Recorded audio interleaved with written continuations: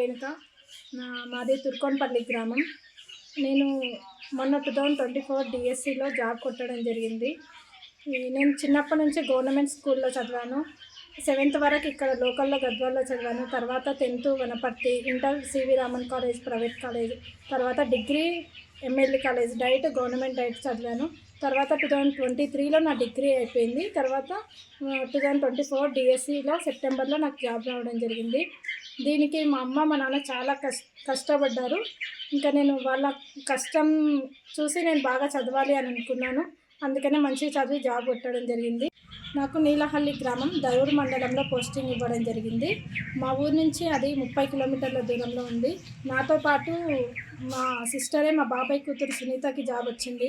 ఇంకా మా ఊర్లో చిన్న వెంకటేష్ అని మా ఫ్రెండ్కి కూడా అందరం ఒకటే క్లాసు, మా ఫ్రెండ్కి కూడా అది రావడం జరిగింది. రావడానికి ముఖ్య కారణం మా అమ్మ మా నాన్న వాళ్ళు, తర్వాత నా ఫ్రెండ్స్, నాకు హెల్ప్ చేసిన ఫ్రెండ్స్, ఇంకా నేను హార్డ్ వర్క్ చేయడం వల్లే నాకు ఈ జాబ్ రావడం జరిగింది.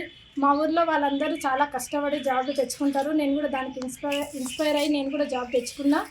ఇంకా నెక్స్ట్ జనరేషన్ వాళ్ళు కూడా ఇంకా ఇన్స్పైర్ అయ్యి జాబ్ తెచ్చుకోవాలని కోరుకుంటున్నా.